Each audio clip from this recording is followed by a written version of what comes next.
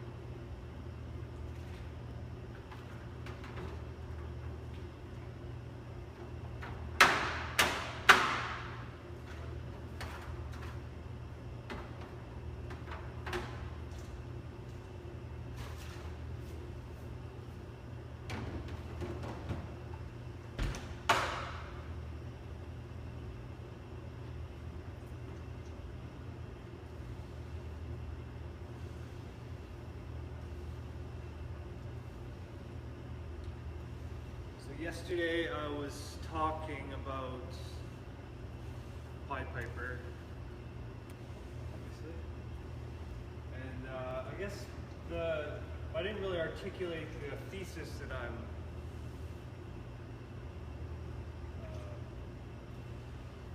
using to analyze the poem, and I was thinking about that just now.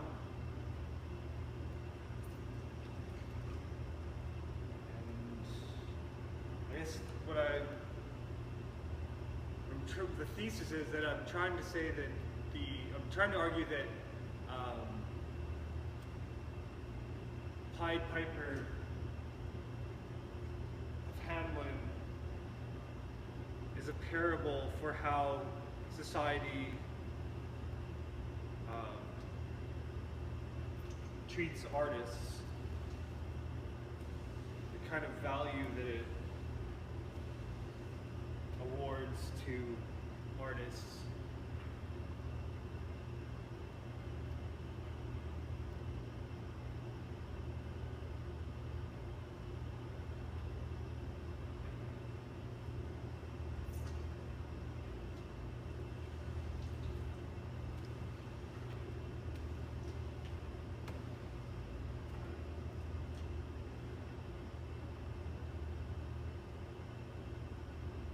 I was thinking about, there's two instances where, in the poem, where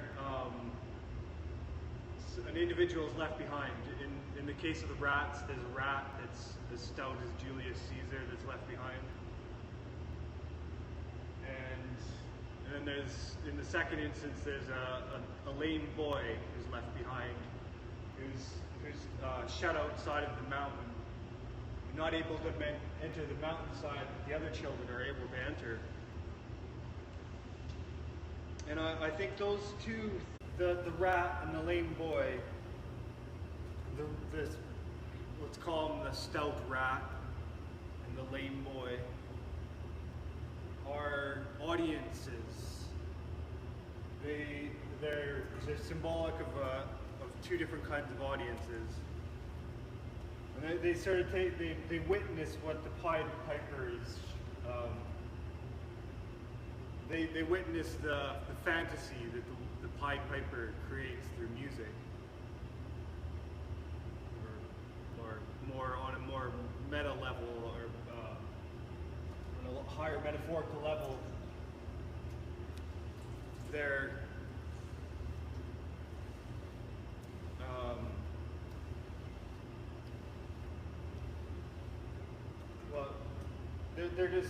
they're witnessing two different effects of art, I guess.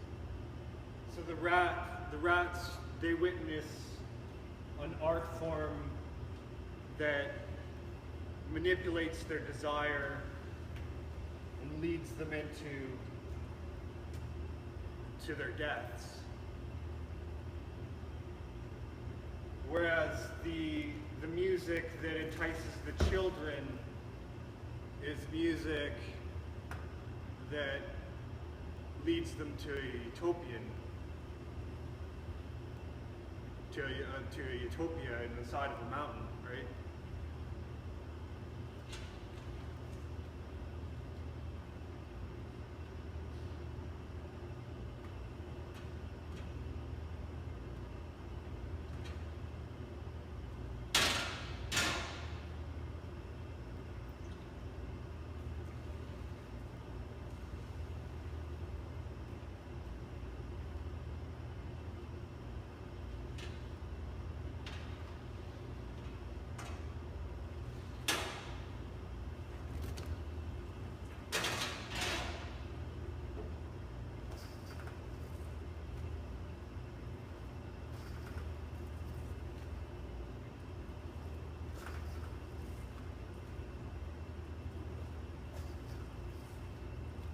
Obviously, there's some anthropomorphism going on here, right? There's the rats.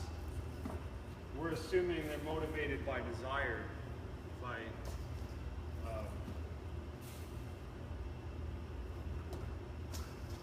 something.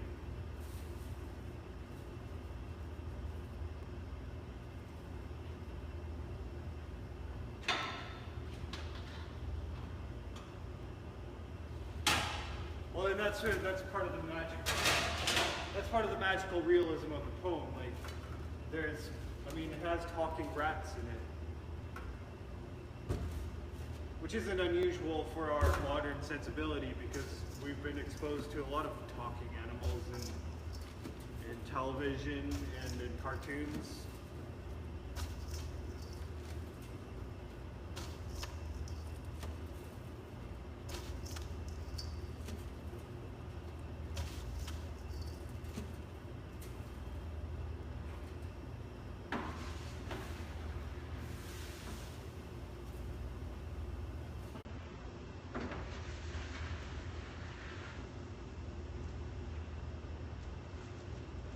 But yeah, so to me, the rats,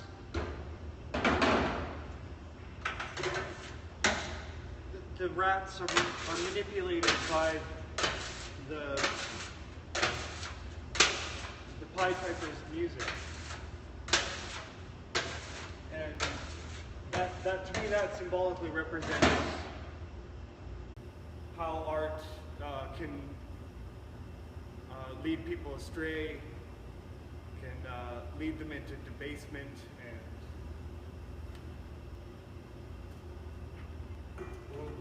we just have to look at the examples of the Nazis, right?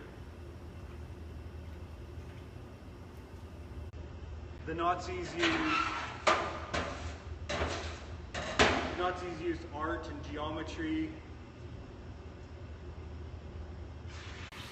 to great effect to manipulate the masses. And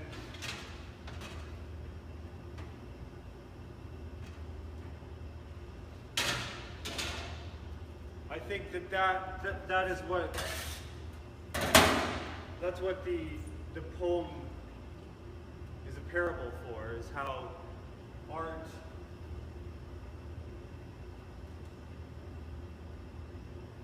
can either lead us into catastrophe, or it can hopefully lead us to a utopian vision of our future.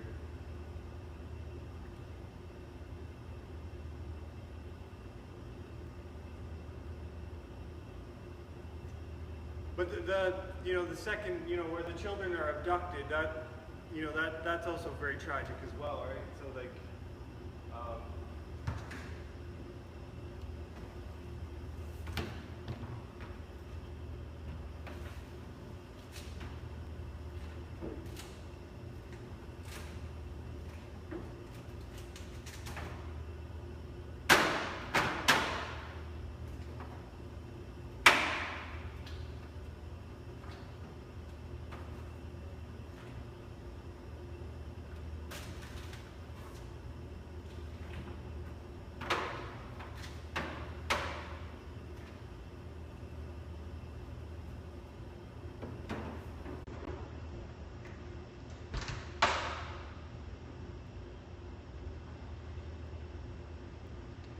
the two important stanzas are, there's the first one is into the street the piper stepped, smiling first a little smile, as if he knew what magic slept in his quiet pipe the while. Like a musical adept, blow his pipe, blow his pipe, his lips he wrinkled, and green and blue his sharp eyes twinkled, like a candle flame where salt is sprinkled. And ere 3 shrill notes the pipe uttered, you heard an army muttered, and a muttering grew to a grumbling, and a grumbling grew to a mighty rumbling, and out of the houses came the rats tumbling, great rats, small rats, lean rats, brawny rats, brown rats, black rats, gray rats, tawny rats, grave old plotters, gay young friskers, fathers, mothers, uncles, cousins, cocking tails and pricking whiskers, families by tens and dozens, brothers, sisters, husbands, wives, followed the Pied Piper for their lives. From street to street he piped advancing, and step for step they followed dancing, until they came to the river Weser, wherein all plunged and perished, save one who stout as Julius Caesar, swam across and lived to carry, as he the manuscript he cherished, to Ratland home his commentary, which was, at first shrill notes of the pipe, I heard a sound as of scraping tripe, and putting apples wondrous ripe into the side of presses gripe, and a moving away of pickled tub boards, and leaving a jar of conserve cupboards, and a drawing the corks of train oil flasks, and a breaking the hoops of butter casks, and it seemed as if a voice, sweeter far than by harp or by psaltery is breathed, called out, "O rats, rejoice! The world is grown to a vast dry saltery. So munch on, crunch on, take your nunch on, breakfast, supper, dinner, lunch on, and just as a bulky sugar punch on, already stave like a great sun shone. Gracious scarce an inch before me, just as me thought it said come bore me, I found the Weser rolling over me." So you see in that stanza, the rats are enticed by visions or hallucinations of abundance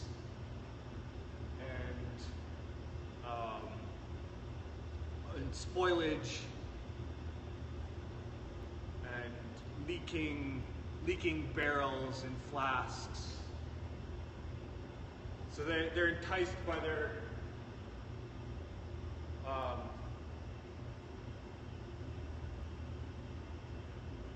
their gluttonous desire to consume.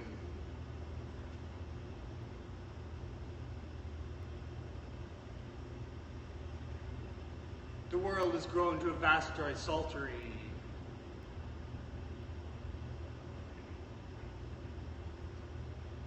It's a world filled with abundance and spoilage and carnage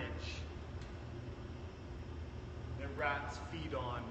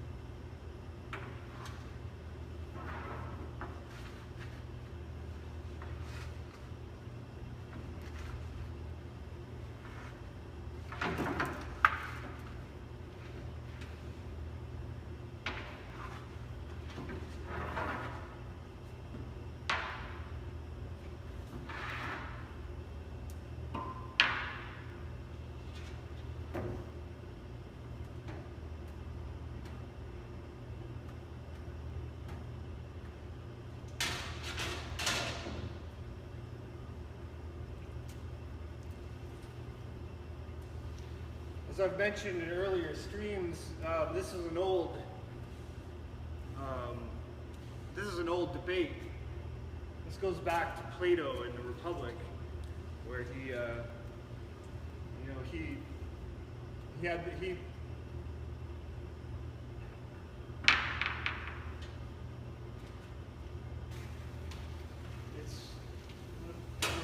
debated whether or not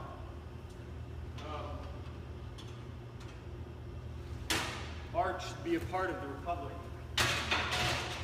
What kind of influence does art have on society? And I believe he came fairly strongly against art, in his opinion. Might be wrong about that. I need to read the Republic again. But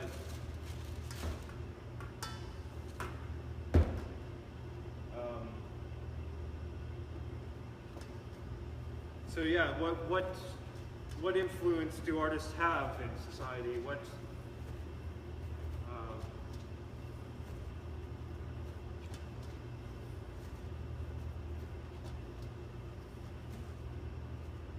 How much license should they have? Do they corrupt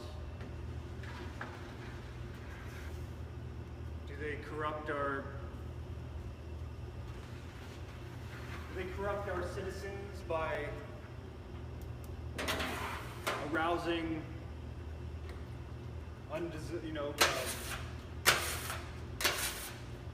arousing our basest desires?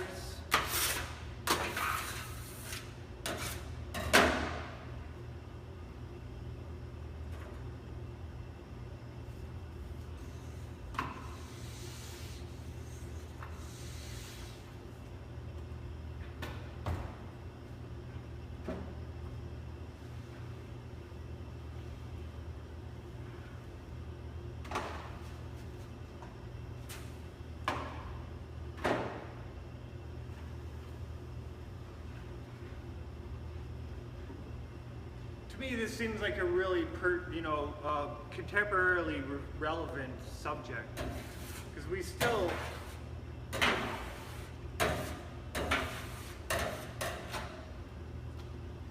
art and music is such a huge,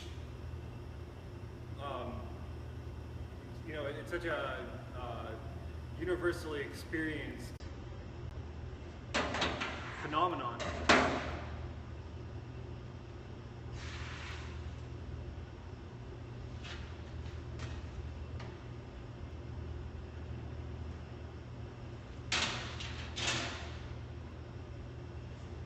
And I also feel like art and music has become even more culturally powerful. Some of our wealthiest citizens are musicians and artists now, right? Some of these people are part of our political and social elite.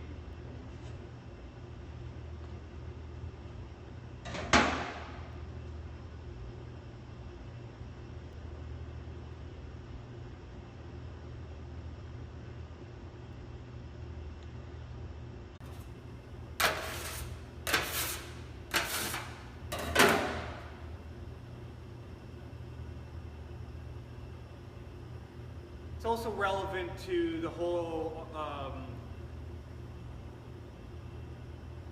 the whole problem we're experiencing with fake news. Like a lot of those stories, those narratives are constructed the same way any kind of fictional story would be constructed. That's fake news is an art form, right? You could even call, if you really wanted to call those people artists, you probably could. In a lot of ways, they're very similar.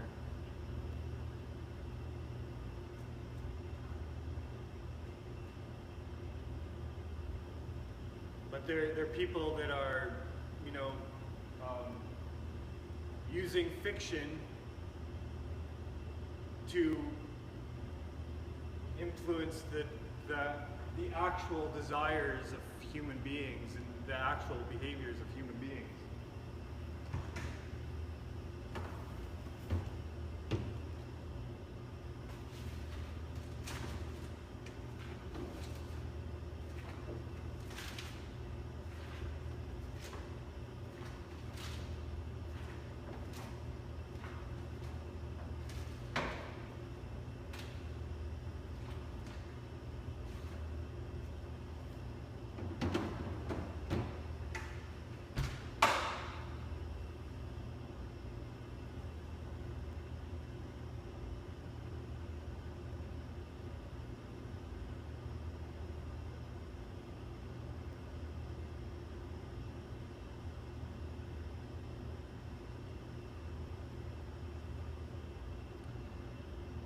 So yeah, into the street the piper stepped, smiling first a little smile, as if he knew what magic slept in his quiet pipe the while. Like a musical adept, to blow his pipe his lips he wrinkled, and green and blue his sharp eyes twinkled, like a candle flame where salt is sprinkled. And ere 3 shrill notes the pipe uttered, you heard as if an army muttered, and a muttering grew to a grumbling, and a grumbling grew to a mighty rumbling, and out of the houses came the rats tumbling, great rats, small rats, lean rats, brawny rats, brown rats, black rats, gray rats, tawny rats, grave old plotters, gay young friskers, fathers, mothers, uncles, cousins, cocking tails and pricking whiskers, families by tens and dozens, brothers, sisters, husbands, wives, followed the piper for their lives. From street to street he piped advancing, and step for step they followed dancing, until they came to the river Weser, wherein all plunged and perished, save one who stout as Julius Caesar, swam across and lived to carry, as he the manuscript he cherished, to rat land home his commentary. Which was, at first shrill notes of the pipe, I heard a sound as of scraping tripe, and putting apples wondrous ripe into the cider presses gripe, and a moving away of pickle tub boards, and leaving a jar of conserve cupboards, and drawing the corks of train oil flasks, and the breaking the hoops of butter casks, and it seemed as if a voice sweeter far than by harp or by psalteries called out, oh, the rats rejoice. The world has grown to a vast risaltery. So munch on, crunch on, take your nunch on. Breakfast, supper, dinner, lunch on. And just as a malty sugar punch on. already stayed like a great sun shone, gracious scarce an inch before me. Just methought it said, come bore me, I found the Weser rolling over me. So you see that the Pied Piper's art is feeding the rats delusions of abundance,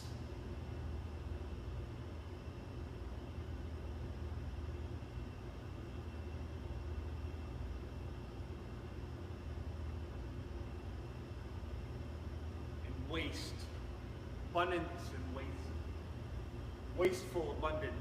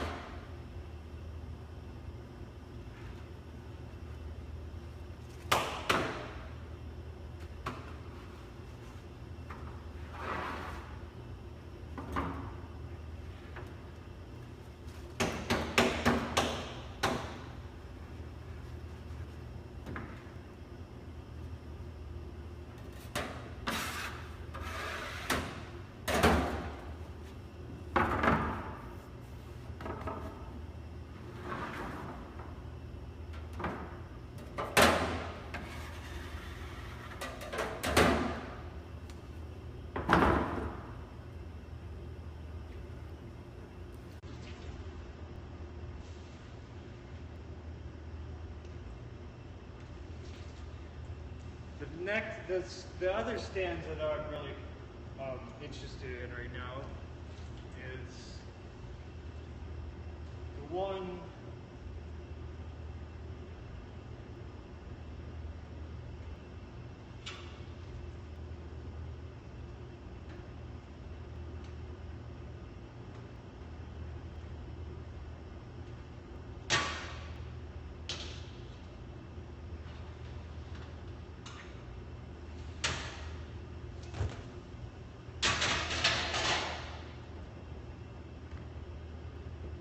where that describes how the Pied Piper lures the children out of the houses.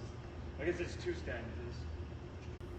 There's the one that describes him going into the street once again and putting his long pipe of smooth straight cane to his lips.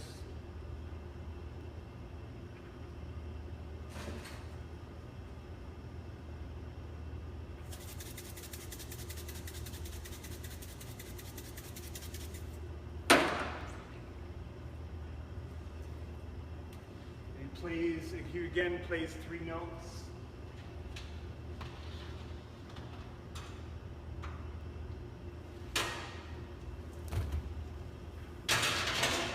This time the music is beautiful and playful. It enraptures the air. It's not like with the rats. The music that the Pied Piper plays is shrill.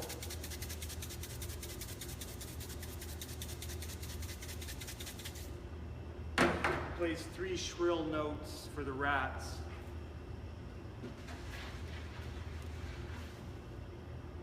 And he plays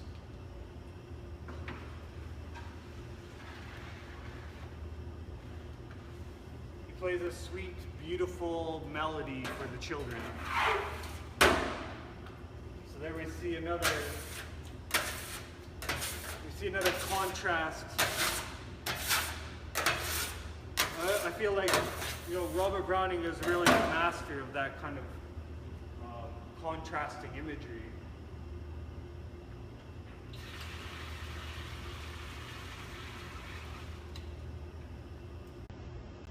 Conjuring up contrasting imagery.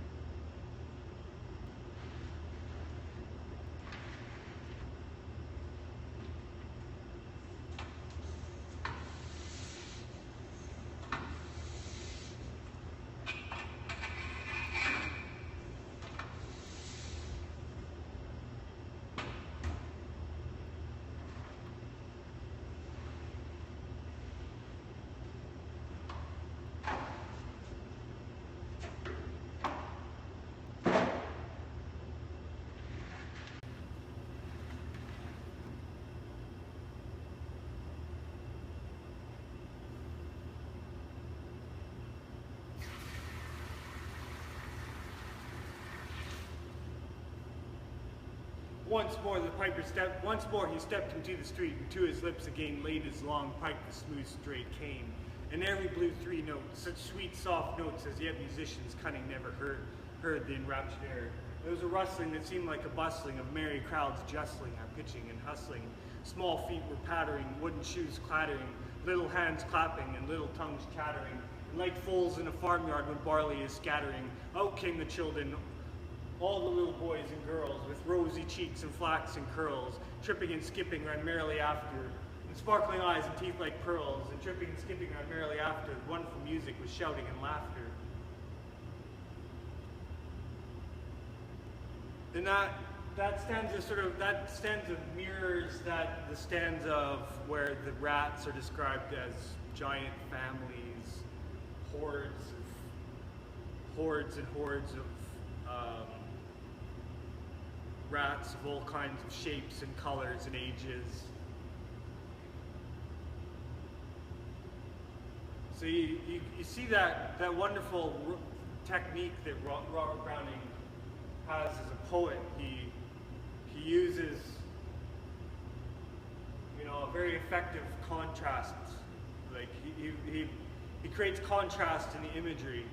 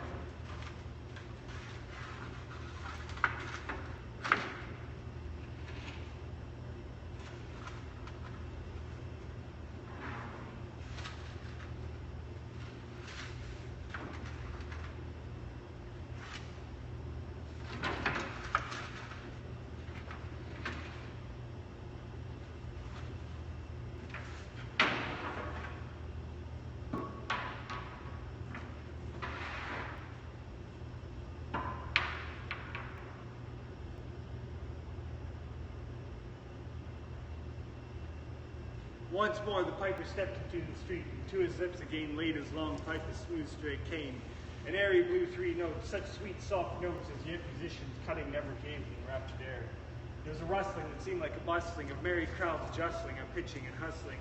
Small feet were pattering, wooden shoes clattering, little hands clapping, and little tongues chattering, and like foals in a farmyard when barley is scattering, out came the children running, all the little boys and girls, with rosy cheeks and flaxen curls, and sparkling eyes and teeth like pearls, tripping and skipping ran merrily after, the wonderful music with shouting and laughter. The imagery is almost completely opposite when describing the rats, as they scurry and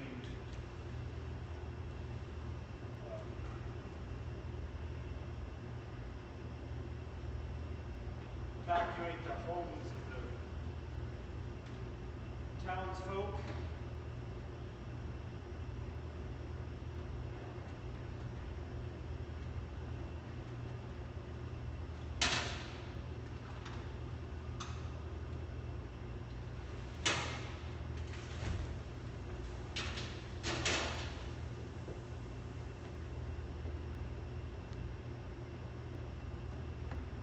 Then the next stanza goes. Well, I guess I should talk a little bit more about the stanza on, but.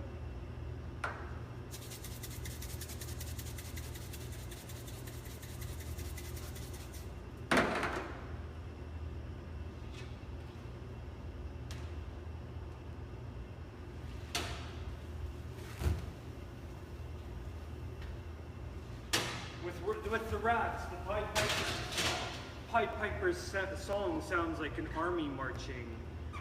It sounds like groaning. It sounds like muttering. It sounds like a mighty rambling or a mighty rumbling.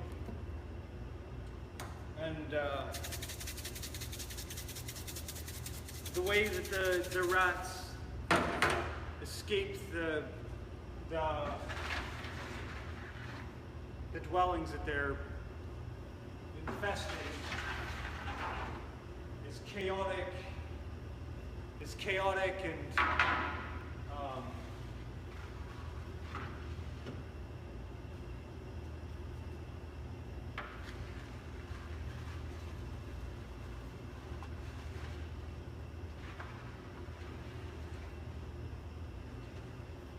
thrilling.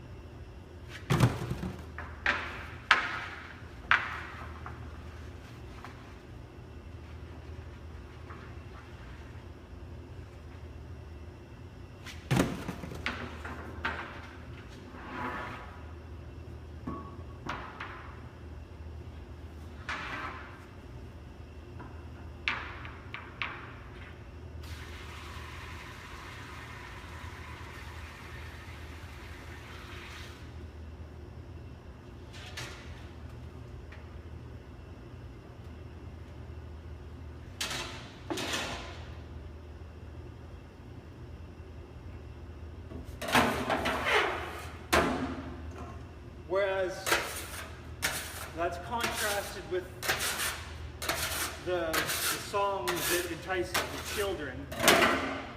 With the children, the music that the piper plays enraptures the air. It's sweet. It's, and then the way that the children emerge from the houses is, there's a small pattering of feet and the clattering of wooden shoes, and then the children are, softly singing, joyously singing to themselves and to each other. So there's that contrast between the effect that art has on the rats and the effect that it has on the children.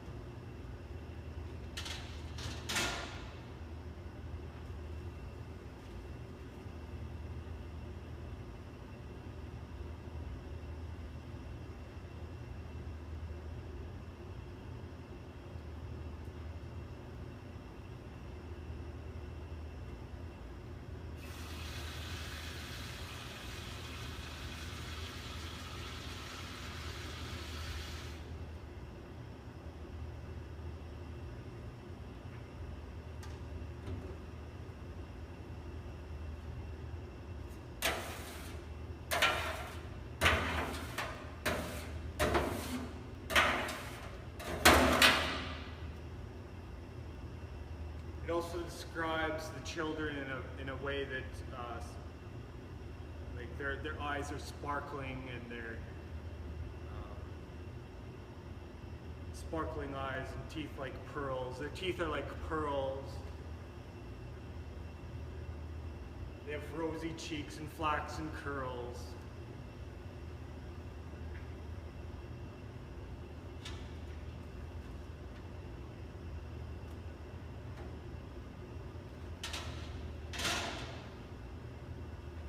Whereas the rats are a writhing mass of invaders.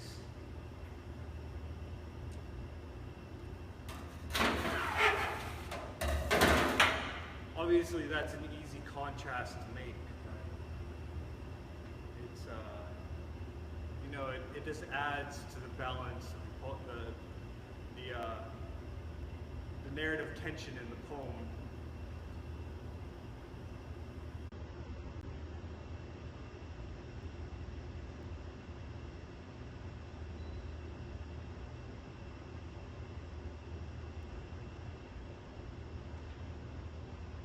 This poem is it's a poem of struggle and competition in a lot of ways. So, in a lot of ways, I think of it as sort of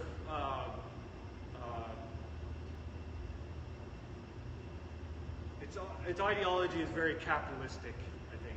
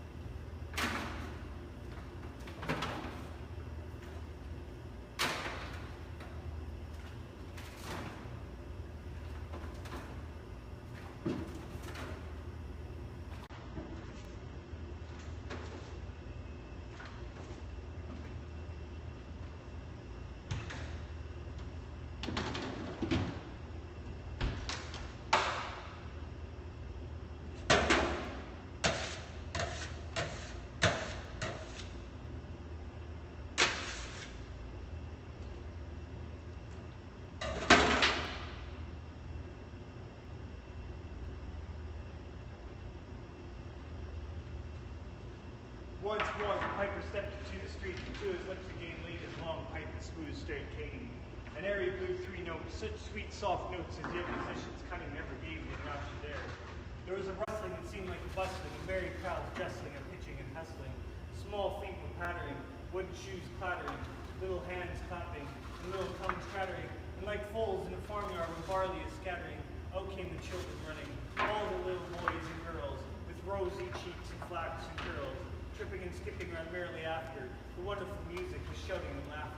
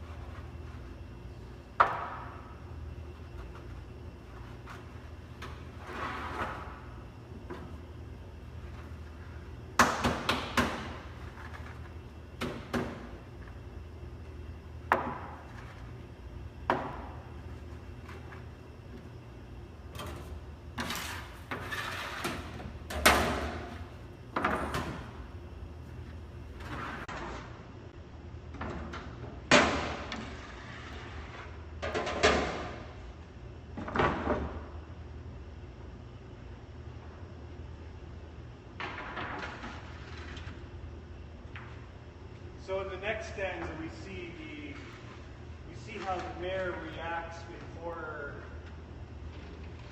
at what the Pied Piper was able to do.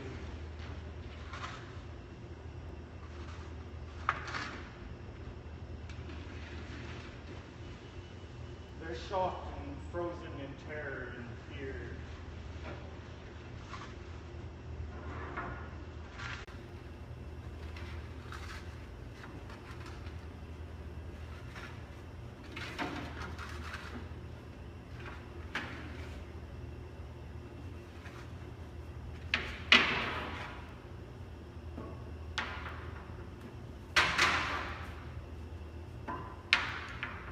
They watch as their children are stolen away, abducted. They cannot do a thing about it. They stand there as though they're blocks of wood. The mayor was dumb, and the council stood as if they were changed into blocks of wood, unable to move a step or cry to the children merely skipping by. Could only follow with an eye that joyous crowd at the piper's back, and how the mayor was on the rack, and the wretched council's bosoms beat as the piper turned from the high street to where the Weser rolled its waters, right in the way of their sons and daughters. However, he turned from south to west, and to Copperberg Hill his steps addressed, and after him the children pressed. Great was the joy in every breast. He never can cross the mighty top, he's forced to let the piping drop, and we shall see our children stop. When lo, they reached the mountainside, a wondrous portal opened wide, as if a cavern was suddenly hollowed. The piper advanced, and the children followed. And when all were into the very last, the door in the mountainside shut fast. Did I say all? No, one was lame. He could not dance the whole of the way. And even after years, if you would blame his sadness, he was used to say, it is dull in our town since my playmates left. I can't forget that I'm bereft of all the pleasant sights they see, which the piper also promised me.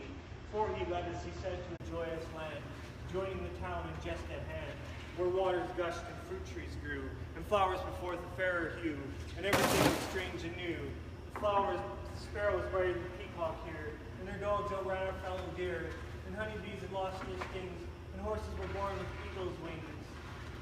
And just as I became assured, my lame foot be speedily cured, the music stopped and I stood still, and found myself outside the hill, left behind against my will, to go now limping as before, and never hear of that country more.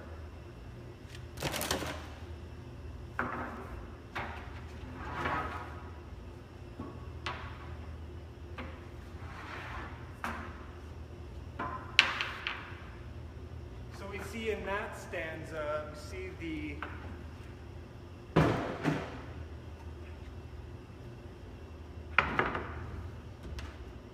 we witness through the eyes of the child what the Pied Piper's music, what his art form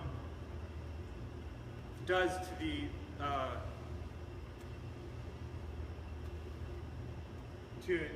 to motivate the children to follow the Pied Piper. And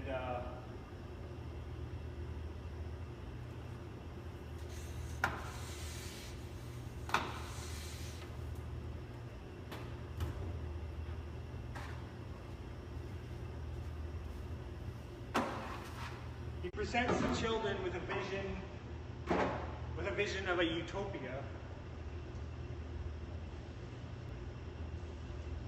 where waters gush and fruit trees grow and flowers put forth a fairer hue. And everything was strange and new. The sparrow was brighter than the peacock here, and their dogs outran our fellow deer, and honeybees that were born with eagle's wings.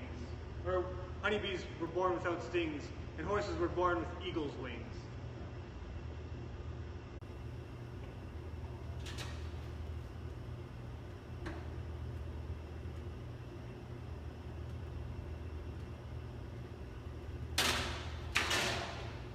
And on top of all that, the Pied Piper, the song that he plays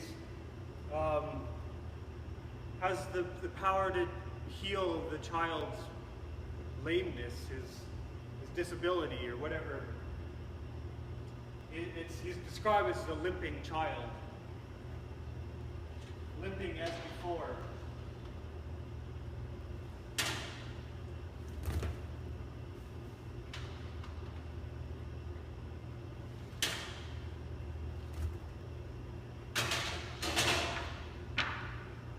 The mayor was dumb, and the council stood as if they were changing blocks of wood, unable to move a stem or cry to the children merrily skipping by. Could only follow with an eye that joyous crowd at the piper's back, and how the mayor was on the rack, and the wretched council's bosoms beat as the piper turned from the high street to where the Weser rolled its waters, right in the way of their sons and daughters. However, he turned from south to west, and to Koppelberg Hill his steps addressed, and after him the children pressed. Great was the joy in every breast. He never can cross the mighty top. These forced let the piping drop, and we shall see our children stop. When lo, they reached the mountainside, a wondrous portal opened wide, as if a cavern was suddenly hollowed. The piper advanced, and the children followed. And when all were into the very last, the door in the mountainside shut fast. Did I say, oh no, one was lame, and could not dance the whole way. Then in after years, if he was lame in sadness, he was used to say, it is dull on our town since my playmates left. I can't forget that I'm bereft of all the pleasant sights they see, which the piper also promised me. For he led us, he said, to a joyous land, joining the town just at hand, where waters gushed and fruit trees grew, and flowers before the fairy new, and everything was strange and new. Everything was strange and new. The sparrow was brighter than the peacock here, and their dogs outran our fellow deers, and honeybees lost their stings, and horses were born with eagle's wings. And just as I became assured, my lame foot would be speedily cured, the music stopped, and I stood still, and found myself left outside the hill, left behind against my will, to go now limping as before, and never hear of that country more. So we see in that stanza that the children are enticed by visions of harmless animals, like, honeybees without stings, and horses that are born with eagle's wings, and abundant waters gushing and fruit trees, a place where water gushes and fruit trees grow, and flowers are brighter and more vibrant.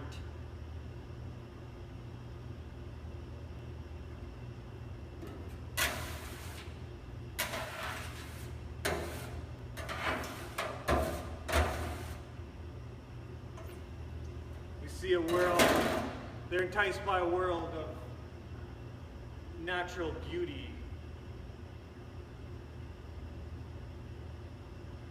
I think that's an important distinction to make. He's saying that, art can either lead us into ugliness,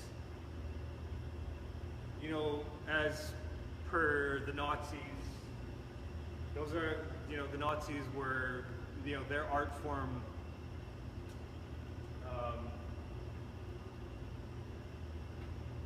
was a very perfect art form, but it was an art form that tried to rid the world of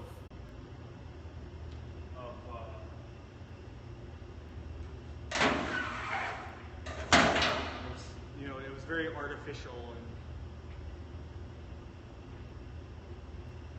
and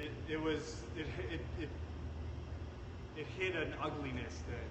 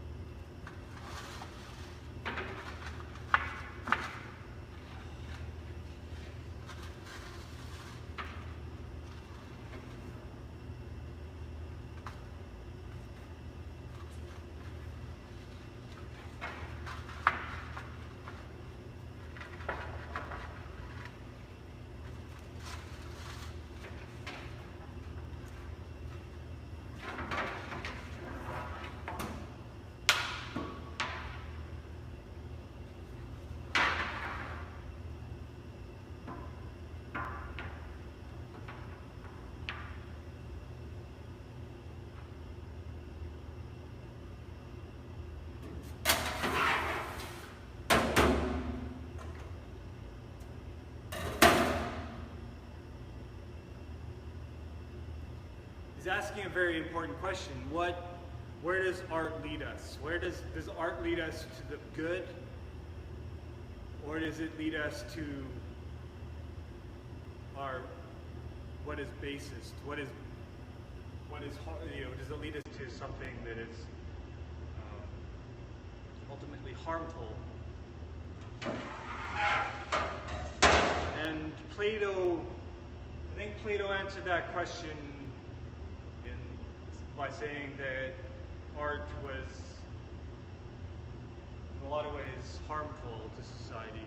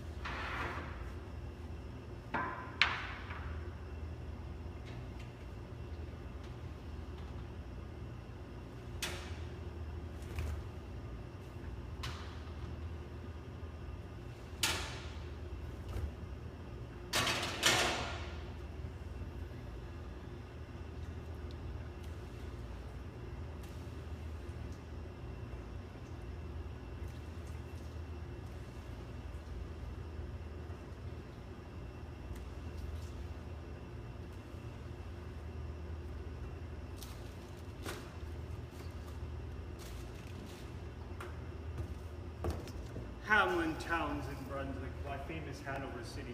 The river Weser, deep and wide, washes its wall on the southern side. a pleasanter spot you never spied. But when begins by ditty, almost 500 years ago, to see the townsfolk suffer so from vermin was a pity. Rats, they fought the dogs and killed the cats and bit the babies in the cradles and ate the cheeses from the vats and licked the soup from the cooks on ladles, split open the kegs of salted sprats, made nests in the men's Sunday hats, and even spoiled the women's chats by drowning out their speaking with shrieking and squeaking in 50 different sharps and flats. At last people in a body to the town hall came flocking. "'Tis clear," cried they, "our mayor is a naughty, and as for our corporation, shocking, to think we buy gowns lined with ermine, for dolts who can't or won't determine what's best to wear to some our vermin. You hope because you are old and obese to find in the furry civic world of ease. Rouse up, sirs, give your brains a racking, to find the remedy we are lacking, or sure as fate will send you packing." At this, the mayor and corporation quaked with mighty consternation. An hour he sat in council. At length the mayor broke silence. For a gilder eyed my urban gamsel. "I wish I were a mile hence. It's easy to bend when the rack one's brain. I'm sure my poor head is to gain. I scratch it so, but all in vain. Oh, for a trap, a trap, a trap."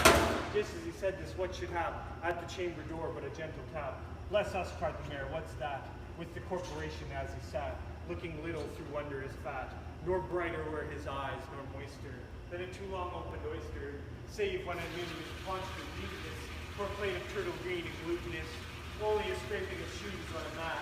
Anything like the sound of a rat makes my heart go pit-a-pat. "Come in," cried the mayor, looking bigger, and in did come the strangest figure.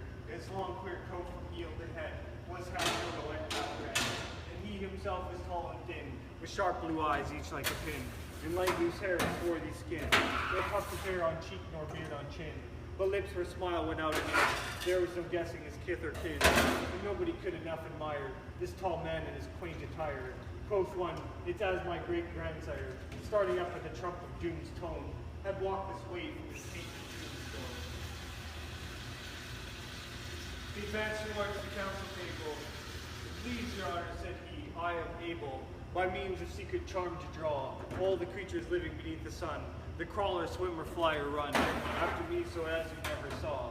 And I chiefly use my charm on creatures that do people harm, the mole and toad and newt and viper, and people call me the Pied Piper.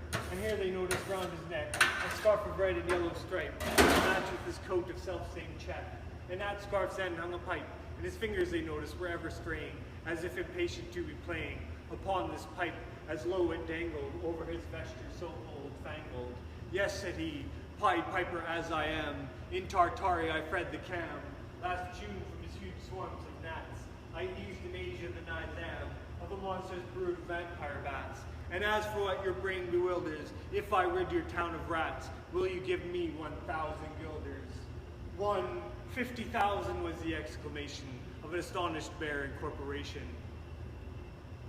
Into the street the Piper stepped, smiling first a little smile, as if he knew what magic slept in his quiet pipe the while. Like a musical adept, below his pipe his lips he wrinkled, and green and blue his sharp eyes twinkled, like a can of flame where salt is sprinkled. And ere 3 shrill notes the pipe uttered, you heard as if an army muttered, and a muttering grew to a grumbling, and a grumbling grew to a mighty rumbling, and out of the houses came the rats tumbling, great rats, small rats, lean rats, brawny rats, brown rats, black rats, grey rats, tawny rats, grave old plotters, gay young friskers, fathers, mothers, uncles, cousins, cocking tails and pricking whiskers, families by tens and dozens, brothers, sisters, husbands, wives, followed the Pied Piper for their legs. From street to street, Piper dancing, and step to step they followed dancing, until they came to the river Russer, wherein all plunged and perished, save one who stout as Julius Caesar, swam across the country carried, as he the manuscript he cherished, to Ratland home his commentary, which was, at first shrill notes of the pipe, I heard a sound as of scraping tripe, and putting apples wondrous ripe, into the cider presses bright, and moving away a pickle tugboard, and leaving a jar of conserve cupboard, and drawing the corks of train oil flasks, and breaking the hoops of butter casks, and it seemed as if a voice sweeter far than by harp or by psaltery is breathed, called out, "O rats, rejoice! The world is grown to a vast dry saltery. So munch on, crunch on, take your nunch on, breakfast, supper, dinner, lunch on, and just as a bulky sugar punch on, already staved like a great sun shone, gracious scarce an inch before me, just as methought it said, come bore me, I found the West rolling over me. You should have heard the Hamlin people ring the bells till they rocked the steeple. Go, cried the mayor, get long poles, Smoke out the nest and block up the hole. Consult with carpenters and builders, and leave in our town not even expensive the rats. When suddenly up the face of Piper perked in the marketplace. The first that you please, by 1,000 guilders. 1,000 guilders, the mayor looked pleased, so the corporation too. Our councilman is made rare habit, his clarion will sell, fit and draw of hawk, and half the money would replenish, their seller's biggest bud of renish. Paid this sum to the wondering fellow, the gypsy coat was red and yellow. Besides, quoth the mayor with a knowing wink, our business was done at the river's brink. We saw with our eyes the vermin sink, and what's dead can't come to life, I think. So friend, we're not folks to shrink from our duty of giving you something to drink, and a matter of money to put in your poke. But as for the guilders, what we spoke of them, as you well know, was a joke. Besides, our losses have made us thrifty. 1,000 guilders, come, take 50. The piper's face fell and he cried, no trifling, I can't wait beside. I've promised a visit by dinner time, Baghdad, and accept the crime of the head cook's potage. All he's rich in, for having left in the caliph's kitchen, of a nest of scorpions no survivor. With him I prove no bargain driver, with you don't think I'll bait a stiver, and folks who put me in a passion may find me pipe after another fashion. How, cried the mayor, do you think I brook, being worse treated than a cook, insulted by a ribald, with ile pipe and vesture piebald? Threaten us, fellow, do your worst, blow your pipe there till you burst. Once more he stepped into the street, and to his lips again laid his long pipe of spruce gray cane, and ere he blew 3 notes, such sweet soft notes as yet musicians cunning never gave the enraptured air. There was a rustling and seamless bustling of merry crowds justling at pitching and hustling. Small feet were pattering, wooden shoes clattering, little hands clapping, and little tongues chattering, and like foals in the farmyard when barley is scattering, out came the children running, all the little boys and girls, with rosy cheeks and flaxen curls, tripping and skipping, the sparkling eyes and teeth like pearls, tripping and skipping are merrily after, the wonderful music was shouting and laughter. The mayor was dumb and the council stood as if they were changed into blocks of wood, unable to move a step or cry, to the children merrily skipping by, could only follow with an eye that joyous crowd at the piper's back, and how the mayor was on the rack, and the wretched council's bosoms beat as the piper turned from the high street to where the Weser rolled its waters, right in the way of their sons and daughters. However, he turned from south to west, and to Koppelberg Hill his steps addressed, and after him the children pressed. Great was the joy in every crest. He never could cross the mighty top. He's forced to let the piping drop, and we shall see our children stop. When lo, they reached the mountainside, a wondrous portal opened wide, as if a cavern was suddenly hollowed. The piper advanced, and the children followed, and when all were into the very last, the door in the mountainside shut fast. Did I say all? No, one was lame, and could not dance the whole of the way.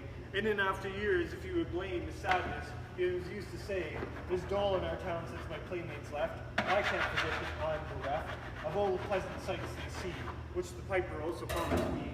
For he led us, he said, to a joyous land, joining the town in jest at hand, where waters gushed and fruit trees grew, and flowers before the fair view, and everything was strange and new.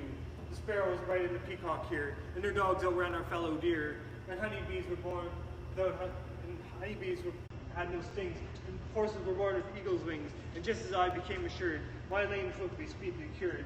The music stopped, and I stood still, and found myself left outside the hill, left behind against my will, to go now limping as before, and never hear of that country war. Alas, alas for Hamelin, there came to many a burgher's pate, a text which says at heaven's gate, opes to the rich as an easy rate, as he was on the gates of Hamelin. The mayor sent east, west, north, and south, to offer the piper by word of mouth, wherever it was men's lot to find him, silver and gold to his heart's content, if only he'd return the way he went, and bring the children in behind him. But when they saw 'twas lost endeavor, the piper and dancers were gone forever, they made a decree that lawyers never should think their records dated duly, if after the day of the month and year, these words do not as well appear. And so long after what happened here on the 22nd of July, 1376, in the better memory to fix, the place of the children's last retreat, they called it Piper Street, where anyone playing pipe or tabor was sure for his future to lose his labor, nor suffer no hostelry or tavern, to shock with mirth the street so solemn, and opposite the place of the column cavern they wrote the story on a column, and on a great church window painted the same to make the world acquainted how their children were stolen away, and there it stands this very day. I messed up in a few places there.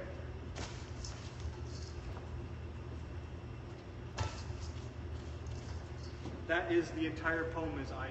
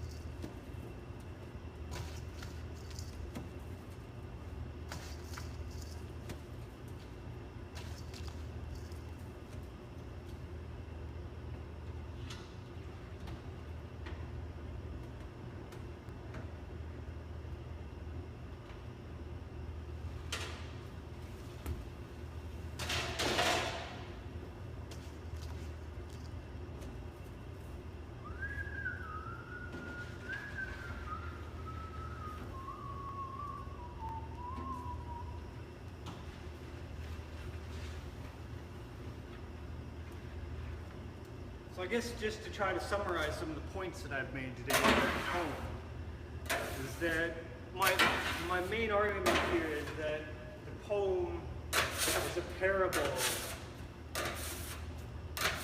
for the interaction between art and society. And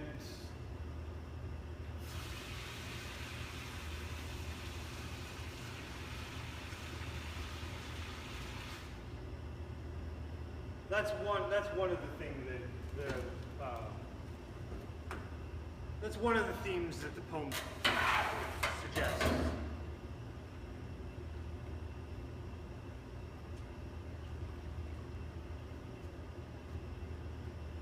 I spoke about how there was a contrast between how the rats were enticed to their death and how the children were enticed into the side of a mountain.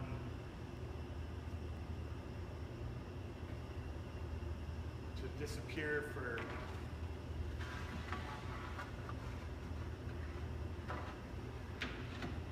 ever.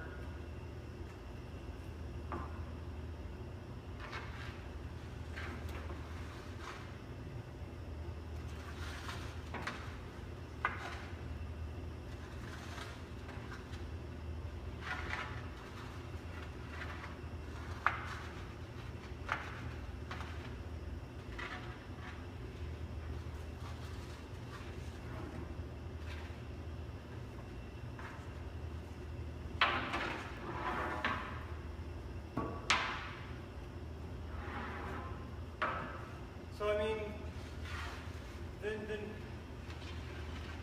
it's fairly ambiguous what in both instances art seems like it might be a harmful thing.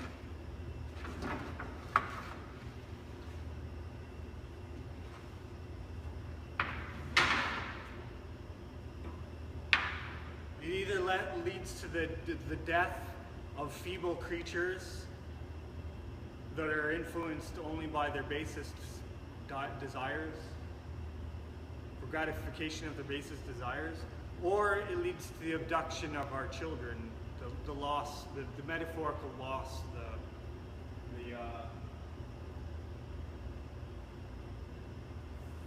they stop obeying because they're pursuing some kind of utopian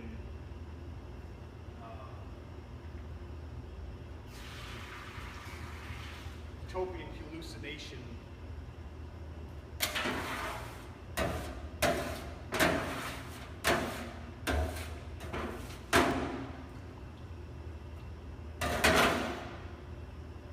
I just feel like the poem is asking a very, very important question for our time. And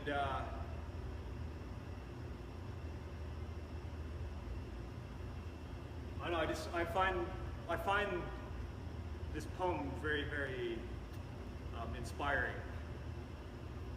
And I want to try to preserve its legacy.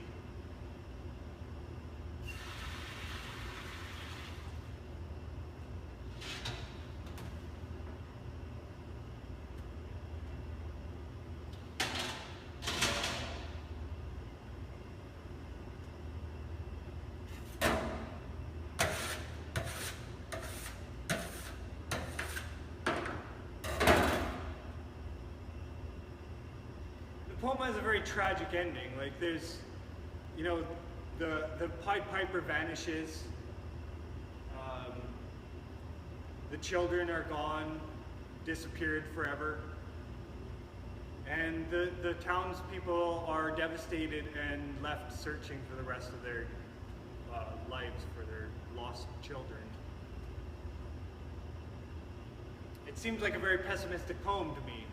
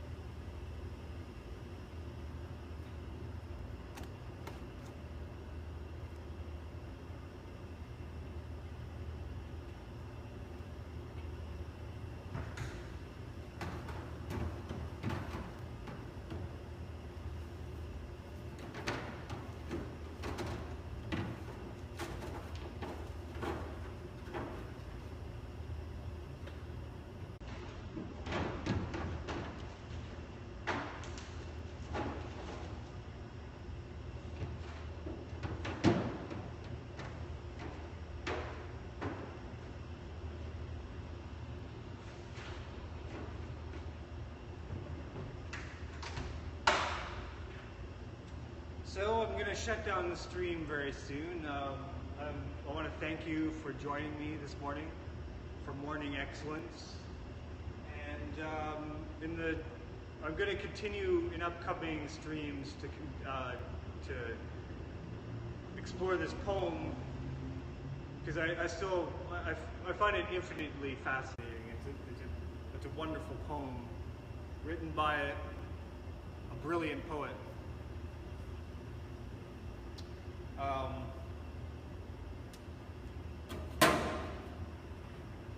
But there's hundreds of other kinds of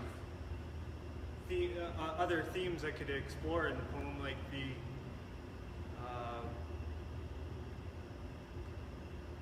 the symbolism of multiple colors, of piedness, of red and yellow, and to me that's very fascinating, kind of literary magic.